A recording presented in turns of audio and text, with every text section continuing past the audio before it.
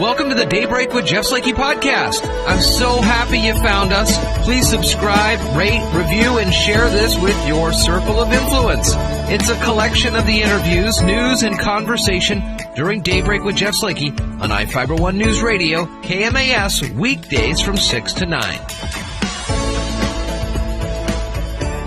Good Thursday morning to you. Jeff Slakey and Spencer Hughes here on the Daybreak Show. The 13th of August already. I'm almost into the Ides of August as we bring in Spencer. Good morning, sir. How are you? I'm doing great. How about you? I'm doing good. It's getting close to wrapping up the week. Got some good conversations today. Fascinating interview. We're going to hold our focus on Shelton with Judge Greer to tomorrow because we had Doug Adamson from WSDOT on to talk about all that work and some live scenes that you'll be able to check on the video of Coffee Creek. And I know you drive by Coffee Creek all the time, and the on-ramps there have been looking really good, but it's the extra work they're doing with the creek that is really something. I can't believe what they've been able to accomplish. It really is an incredible feat, getting that salmon running there. It's just watching it day by day progress. The amount of work they get done in a day is just unbelievable. Yeah. So we'll have that conversation with Doug today, also a COVID update and more. Since our report yesterday, Mason County Public Health notified of just one additional Mason County resident that tested positive. This brings the total to 256 positive cases in the county since the beginning. Mason County Public Health continuing contact interviews, one now hospitalized in Mason County, two still hospitalized outside the county. And the total test performed number has gone up now to 5,550. If you're showing symptoms, please call the respiratory illness triage line at 360-427-3615, and they can assist you in scheduling an appointment at Mason Health's drive-through COVID-19 testing center. Washington State saw its highest primary turnout in more than 5 decades. 55% of the state's 4.6 million voters returning ballots for last week's election. Final turnout number won't be known until next week after county canvassing boards have reviewed any ballots that have been challenged over issues like signatures or postmarks.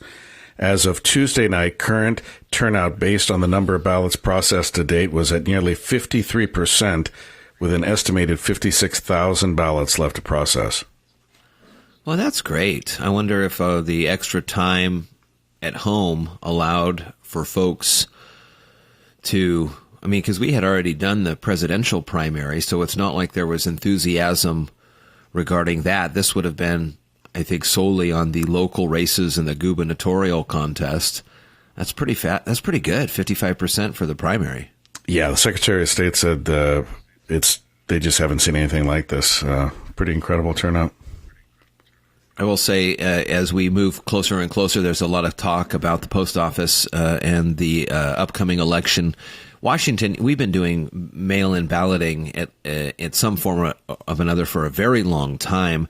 But again, I would say the important thing to do is to remember where your county's drop box locations are.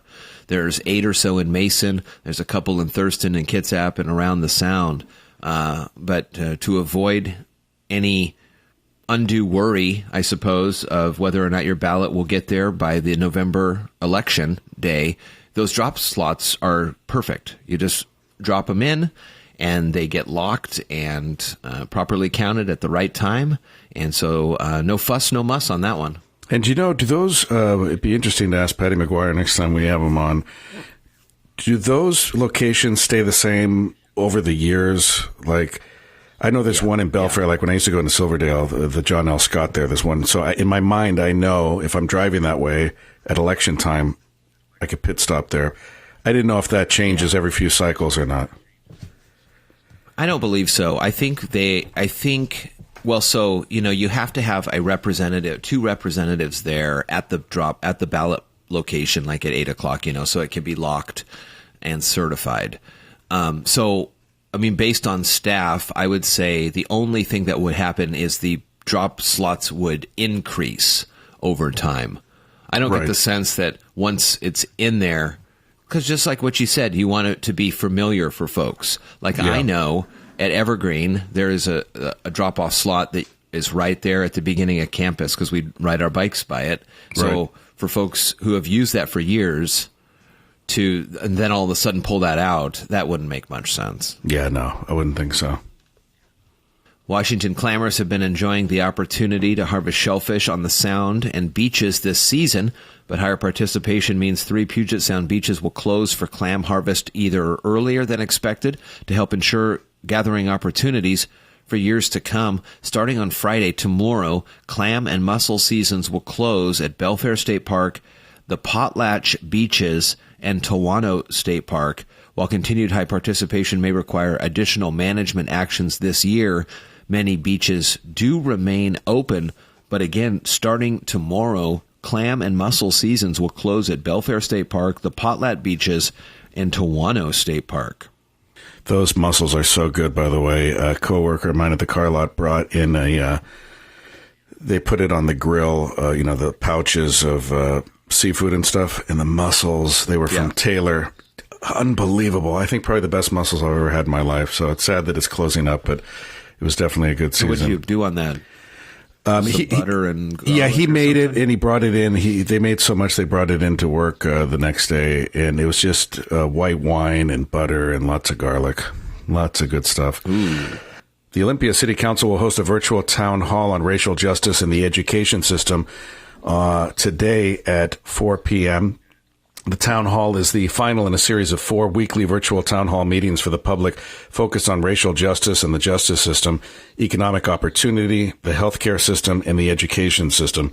The goal of the virtual town halls is to provide a safe gathering space for the community to learn and understand the issues at the center of institutional racism and the opportunities for positive change driven by the Black Lives Matter movement. Attendees will be able to submit questions live through a moderator during the event. All the racial justice virtual town halls are recorded with links posted to the City of Olympia website.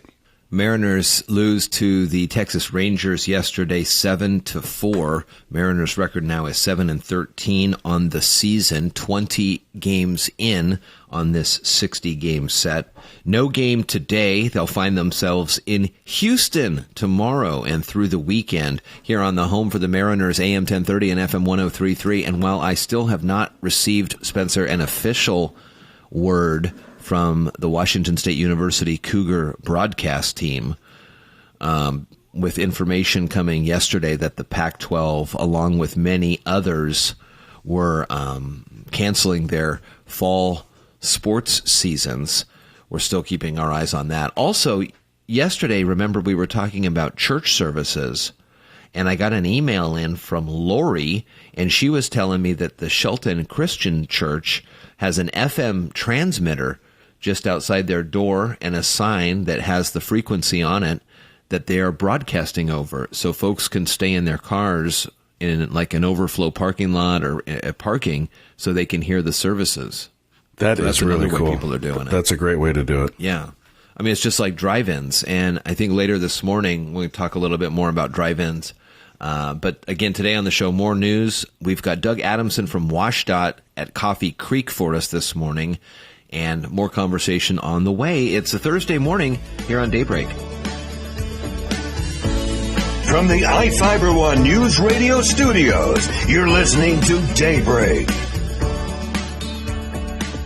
Well, good morning, everybody. Jeff Slakey and Spencer Hughes on Daybreak. And it is time now to check in with our roving reporter for Washington State Department of Transportation. Doug Adamson is now coming to us live from Coffee Creek, where there's been a heck of a lot of work over the last couple of months. Good morning, Doug. Good to see you. Thanks for having us on. We do appreciate it. It's a really a big milestone for this fish barrier removal project we've been doing here at the Shelton Matlock Road. As you can see behind me, water is now flowing through Coffee Creek.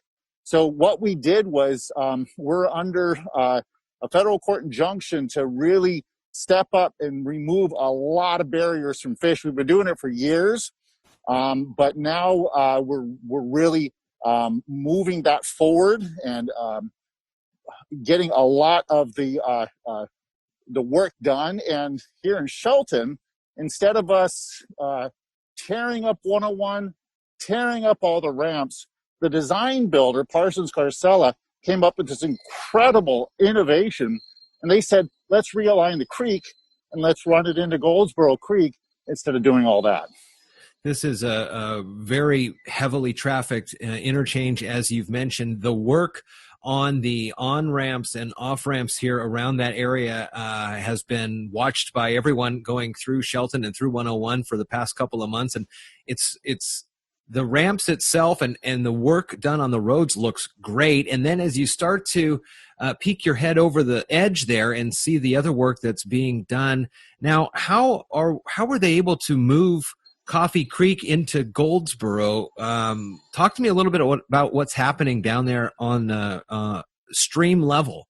Sure, you bet. Well, the way to do it, innovation and horsepower, and a lot of elbow grease. So basically what they did was a lot of people saw the work that's going on just outside of 101, the Shelton Matlock Road. And what we did was we punched in this simulated stream. And if you look at it, you can see the wood in there. You can see all these great things that spawning fish and other habitat love. And we built that. And then we had to realign the Shelton Matlock Road for a while to put in a big culvert, which is now carrying traffic over. So that's why we had that 2-lane bypass road. Now, the traffic has moved back. We did have to realign the ramps in order to do this. So that's why you saw the new southbound exit and the southbound on-ramp there. Now, we just removed the earth, and now the water is moving through into Goldsborough. Isn't that something? I would imagine that this isn't a normal thing either for the contractors or for WSDOT. Did you have to get ecology in to explain how a fish enjoys the things that you added into there? We have an awful lot of experience. We've been working extensively with ecology, the tribes, a lot of different groups. And basically what we're doing is we're simulating what a real stream is. And so there are a lot of different places where fish can hang out and they can rest, they can stay away from predators. It's at a certain grade that fish like to go up. And what's important about this is they couldn't get beyond 101 before. Now they will be able to. So what are the expectations for the Coffee Creek or Goldsborough Creek fish that hadn't been able to get up past this area? Are there some conversations, at least that ecology may have said, well, now maybe we'll get them back up to a certain point that they were at before this was all first there? We have. And so we've been doing a lot of fish passage and fish barrier removal projects, like in Camilchi and Highway 108. People might remember that. We did the same thing there just a few years back. Yeah. Fish come back. You listen, when a lot of these culverts were built decades ago, there wasn't a lot of consideration for fish. Well, now we're fixing those mistakes from years later in order to think about the environment for moving fish as well as people. And this is one of many state projects that will take multiple years. Is that right, to remove all these fish barriers? It is, and it's a large program. And if you look on the WSDOT webpage, there are hundreds of identified fish barriers that we've already done, are doing, and will continue to do. What's unique about this was, again, the tremendous job that Parsons Carcella came up with. They thought, hey, why don't we try this approach? And we will minimize the effect on travelers, we'll change the ramps, and we'll be able to put in a tremendous product for everybody. So what is next for the actual roadway and for the drivers? I went through there yesterday, and it seems pretty wide open as the flow of traffic moves about. Well, first, we appreciate everyone's patience through this. We did our best and continue to do our best to keep people moving. The lion's share of the work is over. In early September, we will have to close the ramps for 3 days, both the exit and the on-ramp, to do the final paving.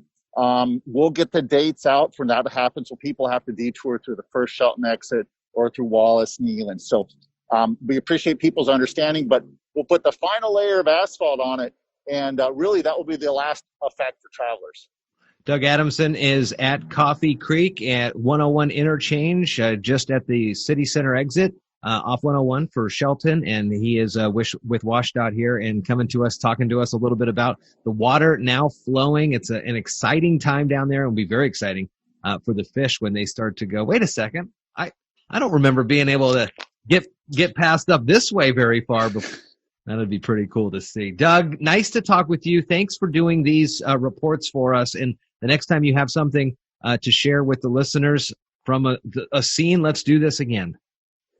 Thanks for your coverage. We do appreciate it. And we appreciate drivers who put down the phone when they drive. When you drive, just please drive. Oh, well, while I have you here, how is the merging interchange there at 101 and 8, right? It's right there. You guys were working on making sure people were kind to each other as they merge in just north of Steamboat Island there. That seems to be good. That was a couple years ago. The zipper merge. That's what it was. Yeah, the zipper merge. And we do have a video on it on there. And there's a learning curve. And unfortunately, there are some people who are like, I am the authority and you can't let me in and things like that. But there's a reason why we build 2 lanes. And, if I'm at the grocery store, I let the person in front of me go. I don't see why that's any different when I'm behind my vehicle, behind the wheel. So we've seen a lot of people help out with that merge. And really, it is a good effort for us to increase efficiency without spending a whole lot of money. Yeah. People say, a lot of people say, well, just widen the bridge. Well, we're talking huge dollars to do something like that. And those funds aren't available. Right. Huge funds, huge delays. I mean, that's one of the only ways to get out to Aberdeen and Hoquiam and the coast. And, that would be a nightmare if you had to do that. Doug, good to talk with you. We could talk transit and transportation all day long, I think, but we'll leave it here and check back in with you next time. Doug Adamson from WSDOT, good to talk with you, buddy. My pleasure. You're listening to Daybreak on I-501 News Radio. As Thursday continues, good morning to you. The Daybreak Show rolls on. Morning, Spence. Hey, good morning. What's going on? Well, Mason County, and I guess actually that's probably not accurate. It's Mason County and Kitsap County are homes to 2 of the, I don't know, I think there's only 5 drive-ins maybe left in the whole state. There are 3, I think, on this side of the mountains and 2 on the other side, which always was mind-boggling to me because the weather and the openness over there on the east side just seems so much more expansive. It seems perfect for a drive-in. Yeah, it's funny. I don't have memories of going to one because growing up, I think I may have been to one maybe once or twice. I really wish I had more memories and experiences, but it's a real staple of childhood for a lot of people. A lot of memories of, a lot of them had little playgrounds and play areas, and kind of the more innocent days, I guess the kids could be allowed to play in the playground. The parents were in the car waiting for the movie to start, and the kids would come. I remember a few years back taking the kids, and kids would be in their PJs and getting ready for the movie. Just kind of a really cool tradition. When I used to do the karaoke downtown, I think this was even before I started at the radio station, so this was been the early 2000s. A group of us went to the Skyline and watched some movies, and it was fun, and it's just a hoot as you're there at dusk and the big screen comes on, and it's pretty cool, and pretty cool too that both Skyline and Rodeo have been able to survive and continue on And they had some huge popularity resurgence at the beginning of March and still continues here. And drive-ins apparently are popping up again across the country, or what did you find? Yeah, so it looks like they're getting more business than they normally would. New York City, too, not a place you necessarily think of for drive-ins. It's bringing the tradition back to Queens and Brooklyn, where I believe they already had these theaters, but they're just kind of making a comeback, and they're going to be playing all sorts of good movies, too. The Queens Drive-In kicking off today, actually, with a screening of Tesla starring Ethan Hawke. They've got some family classics like The Muppet Movie and Stanley Kubrick's 2001: A Space Odyssey and Mad Max Fury Road and all sorts of movies for all sorts of audiences. But it's kind of cool that kind of something not seen as kind of an urban jungle like New York City would have these coming back. When I was talking with Jack, our engineer, who is the owner there of the Rodeo Drive-In in Bremerton, we were talking about the movies that he is able to show and things like that. And so I've pulled up the list. There's some pretty good ones. First, let's start at the Skyline in Shelton. It's on Brewer Road. You have to reserve your spots now because of this. They just had some pretty good movies they were showing wrapped up yesterday. Uncle Buck and 16 Candles. Starting tomorrow, it's going to be The Searchers with John Wayne and then The Wild Bunch. Wow. Sam Peckinpah. Wow, those are classics. So that's what's going on at the Skyline. Up at the Rodeo, he's got 3 screens there and has a couple new movies. The Tax Collector with Shia LaBeouf, and then The Silencing with, it looks like one of the guys from Game of Thrones. Then they've also got Kung Fu Panda 2 and Beethoven's Second. So that's going way back in the vault. Oh, I remember those. The kids used to love those. Those Beethoven movies are great. And then Grown Ups with Adam Sandler and Kevin James and Chris Rock. And then the other one was Made in Italy. So rodeodrivein.com there, and then skylinedrive-in.com has got those. Make sure, though, you have reserved your spaces at both those places. Yeah, no, it's fantastic. What happens is in a lot of areas, the property gets so expensive that unless they own the property they're on, if they're paying a lease or something, they don't generate enough money, sadly. And that's why in some of the more urban areas, people look at that land, they go, gosh, we could put a 20-story, apartment building there. Why do we have 2 screens there showing movies? And that's what's sad is that's what's led to a lot of the deaths of these theaters. But it's kind of cool that the bright spot of COVID-19 is that it's bringing these back. Yeah, and really reintroducing the magic and wonder of the drive-in to a whole new generation. Well, the Daybreak Show will continue on here. It's Thursday the 13th. We'll be back after this. From the iFiber One News Radio Studios, you're listening to Daybreak. Hey, good morning to you. The Daybreak Show continues on here at AM 1030 and FM 103.3. Good morning, Spencer. Hey, good morning. This next story we found it's just fascinating to me, thinking about, well, we're in the middle of election season, and so thoughts go back to, the founding of our nation back in 1776 or whatever, and that was a long time ago. But, America is relatively young compared to other parts of the world, and this story comes out of Italy and is bringing back something that was very popular and successful back in the 1300s. These are maybe you've seen the pictures online. The wine windows are back in business. Yeah, I'd never really knew what these things were, but I guess when the Black Death was ravaging Europe, they had these wine windows because people still wanted their wine, right? You can't blame them. Mm-hmm. And they're these tiny little cutouts into the walls, and vendors could sell wine. And I guess you could say it was early social distancing. There was a stone in mortar precursor to what we have now with the plastic sheets and the plastic, things that are separating us at the supermarket now and at the bank and everywhere we go. But that's pretty incredible that they did this way back then.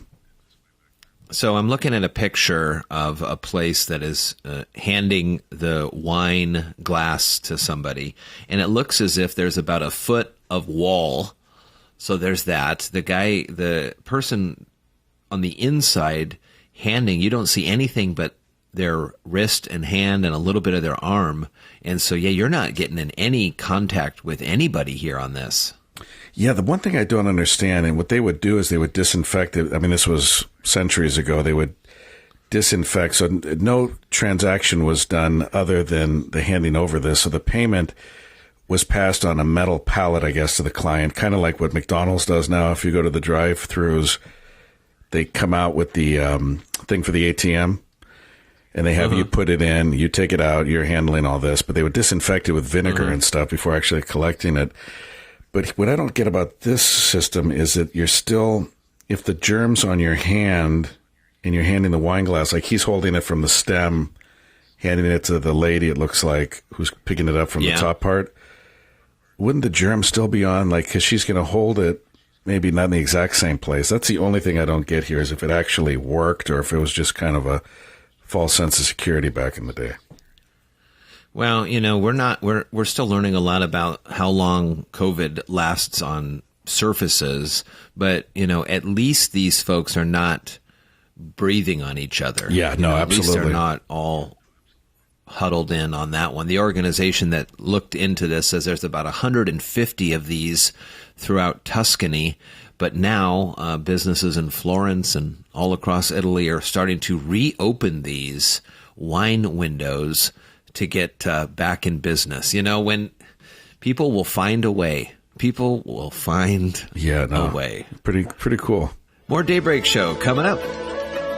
Thank you so much for listening to today's Daybreak with Jeff Slakey podcast. Again, I'm so happy and honored you found us and chose to listen. Please subscribe, rate, review, and share this with your circle of influence. It's a collection of some of the interviews, news, and conversation during Daybreak with Jeff Slakey on I-Fiber One News Radio KMAS, weekdays from 6 to 9. Thank you so much again, and talk with you next time.